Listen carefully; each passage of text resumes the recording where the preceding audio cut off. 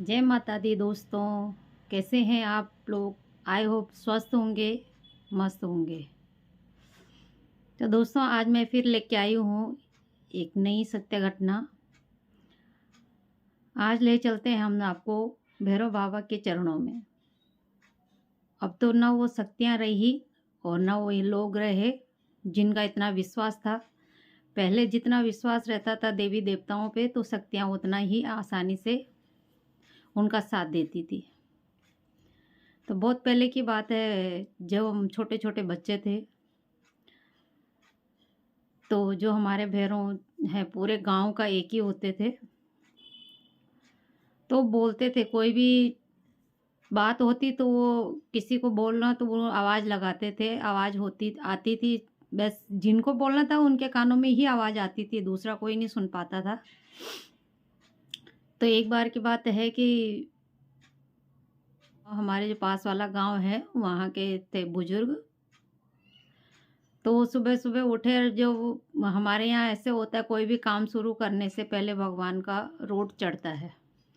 यहाँ है तो यहाँ लोग बोलते हैं भैरव बाबा को कि दारू का भोग लगाओ, ये करो वो करो।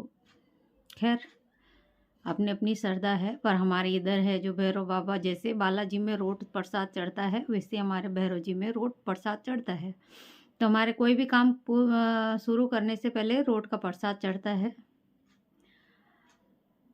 तो जो बुजुर्ग थे वो, उन्होंने ध्यान दिया नहीं कि घर पे किसी ने बना प्रसाद बनाया या नहीं बनाया, और फटाफट, क्योंकि उस टाइम थी और रुपाई करने के लिए जो जाते थे बैल, तब से सबसे पहले भैरव बाबा को प्रसाद चढ़ता था। उसके बाद खेत में बैल जुतते थे।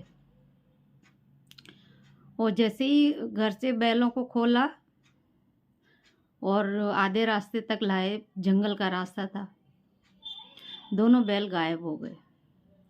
दोनों बैल गायब हो गए, उनके हल कंधे में ही रखा था। और वो परेशान हो गए कि अभी तो बैल तो मेरे आगे आगे, मैं खुद बैलों को खोल कर जो खेत में लेके जा रहा हूँ, तो बैल ऐसे कैसे गायब हो जाते हैं।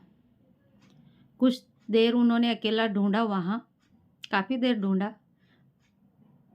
जब वहाँ नहीं मिले तो वापस घर गए। घर गए तो काम का टाइम रहता था, तो सब अपने अपने कामों में बिजी रहते थे। कोई खेत में चला गया, तो कोई घास लेने चला गया, कोई खाना बना रहा है, तो सब ऐसे अपने खानों कामों में व्यस्त थे। तो उन्होंने अपने घर पे जाके बच्चों से पूछा कि बैल क्या घर आए क्या? बच्चों ने कहा नहीं। फिर खेत में उनकी जो घरवाली थी, वो सुबह जैसे पता है वे रुपाई लगानी, तो जो धान की जो पौध होती, तो उसको उखाड़ने के लिए पहले चले जाते हैं। वो खेत में पहुंची थी, फिर उनको ऊपर से आवाज़ लगाई। पहले तो सुविधाएं थी नहीं, वहाँ एकमात्र सुविधा थी कि ऊपर चोटी से आवाज़ लगाई कि वहाँ बैल आए के खेत में। तो उन्होंने आवाज़ दी कि नहीं। फिर धीरे धीरे ऐसे पूरे गांव में बात फैल गई।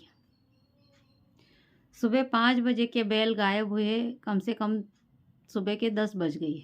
5 घंटे हो गए, ढूंढते ढूंढते पूरे गांव वाले लग गए कि ऐसा क्या हुआ, क्योंकि बाघ तो जंगली इलाकों में तो है ही। तो जैसे सबको यूं लगा कि कहीं बाघ तो नहीं खा गया बैलों को।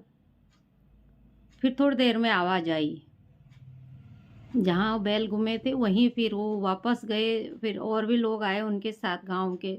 तो सब देखा कि भाई जंगल में जाते हैं, देखते हैं, अगर बाघ ने भी खाए होंगे तो थोड़ा बहुत तो कहीं तो पड़ा होगा। पूरा तो खाएंगे नहीं है, खाएगा तो एक बैल को ही खाएगा, बाघ कितना खाएगा। तब तक वहाँ आवाज़ आई कि तू हल लगाने तो चला है और रोड प्रसाद नहीं चढ़ाया तूने। पहले घर जा और अपने भैरव जी में रोड प्रसाद चढ़ा। तेरे बैल कहीं नहीं गए, तेरे बैल मिल जाएंगे। तो वो भागा, जैसे वो घर भागने लग गया, तो लोगों ने क्या क्या हुआ तेरे को, तू पागल हो गया? यहाँ बैल ढूंढने आ गए तो हम यहाँ बैल ढूंढने आए तो घर क्यों जा रहा है? बोला मेरे को अभी आवाज़ आई है कि पहले भैरव जी में रोड काटना, रोड प्रसाद चढ़ाना, फिर बैल मिल जाएंगे। वो फटाफट गया, घर गया, नहाया धोया, फटाफट उसने रोड बनाया और भैरव बाबा में रोड चढ़ाया। वहाँ क्षमा मांगी, दंडवत किया और जैसे ही उसने वहाँ रोड प्रसाद चढ़ाया, वैसे ही बैल उसके जहाँ पे गुम हुए थे वहीं रास्ते पे ही खड़े थे।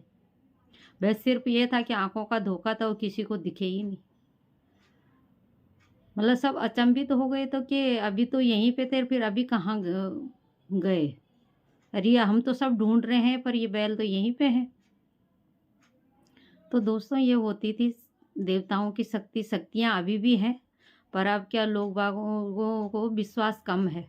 और अब तो क्या अच्छी चीज़ों के लिए कम और बुरी चीज़ों के लिए ज़्यादा लोग अपनी शक्तियों का प्रयोग करते हैं, जो इसलिए शक्तियाँ भी ऐसी हो चुकी हैं। बाकी हमारे पहाड़ों में आज भी हैं, अगर आज भी हम उनको मनाते हैं तो आज भी ऐसे ही है। ऐसे ही एक भैरव जी की एक छोटी सी घटना और है। गर्मियों के दिन थे और गांव में तो पहले लाइटें नहीं थी, तो पंखे तो सवाल ही नहीं होता था। पर जैसे घर के आगे चौक होते थे, सब लोग खाट लगा के चौक में सो जाते थे। और गर्मियों में क्या रहता है, गाय भैंसे सब बाहर ही बंधी रहती है। सर्दियों में तो अंदर रहती है कमरों में, जो उनके लिए रहने के लिए बना रखे रहते हैं गौशाले। पर गर्मियों में सारे गाय भैंसे, क्योंकि अंदर गर्मी होती है तो सब बाहर ही रहते थे। एक दिन की बात है, तो हमारे जो बड़े दादाजी थी उनकी भैंस खुल गई। वो रस्सी तोड़ दी, उसने रस्सी तोड़ दी और खेतों की तरफ चली गई अंधेरे में। थोड़ी सी आगे जाती तो वहाँ पहाड़ था, और अगर नीचे गिरती तो मर जाती भैंस।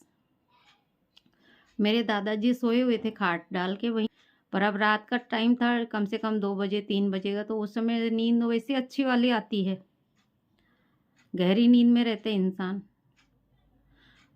तो जैसे ही वो भैंस उधर पहाड़ी की तरफ जाने ही वाली थी, वैसे ही दादाजी को किसी ने जोरदार थप्पड़ मारा। और जोरदार थप्पड़ मारा, बोला तू ऐसे क्या सो रहा है, तेरे भैंस देख वहाँ मरती है, जाके संभाल उसको। दादाजी एकदम से यूं उठे और देखा कि आसपास तो कोई नहीं था। फिर पास में ही दादी जी सोई थी, चाचा वगैरह बुआ सभी सो रहे थे, और इस तरफ मेरे दादा दादी सो रहे थे, सब सो रहे थे, चाचा मम्मी वगैरह सब थे। सबको एकदम से जगाया, क्योंकि सब आसपास में खाट डाल के पूरा चौक एक ही था, तो सब सो रहे थे।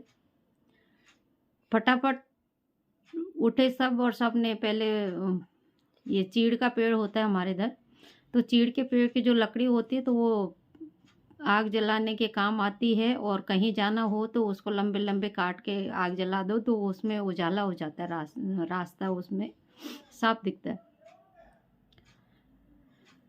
तो सबने वो लकड़ियाँ उठाई, फटाफट वो जलाई और इधर उधर ढूंढते गए। पहले देखा तो कौन सी भैंस गई, तो देखा तो वो बड़े दादाजी की भैंस ही गई थी, रस्सी तोड़ के निकल गई थी। तो ऐसे ढूंढते, कोई इस तरफ गए कोई उस तरफ गए, तो वो बिल्कुल पहाड़ी के ऐसे बिल्कुल पास में ही थी। अगर 2 कदम आगे जाती तो भैंस मतलब बचती नहीं, नीचे पूरा पहाड़ था, नीचे गिर के मर जाती। तो पहले जो हमारे देवता थे वो इतने मतलब प्रबल थे, वो किसी का कुछ बुरा होने वाला है तो पहले आवाज़ आ जाती, उसको सचेत कर लेते। उसके बाद भी अगर सामने वाला सचेत नहीं होता तो फिर बाद में बोलते हाँ मैंने तेरे को ऐसे बोला था ना, तूने तो सुनी नहीं। और आज भी ठीक वैसे ही है। बहुत सारे मानते तो है कि देवी सामने, तो मानते हैं कि देवी देवता है, पर विश्वास नहीं करते हैं। और जब घर के देवता उन्हें कुछ कहते हैं, जब तो एक कान से सुन लेते, दूसरे से निकाल लेते, जब बाद में नुकसान होता है फिर बोलते हैं कि देवताओं ने साथ नहीं दिया। तो दोस्तों आज की कहानी इतनी ही। कल एक और नई कहानी के साथ आऊँगी। और अगर आपको मेरी कहानियाँ अच्छी लग रही हैं तो लाइक करें, कमेंट करें, सब्सक्राइब करें, शेयर करें और बेल आइकन ज़रूर दबाएं। और कल वापस आऊँगी एक नई कहानी के साथ। जय माता दी।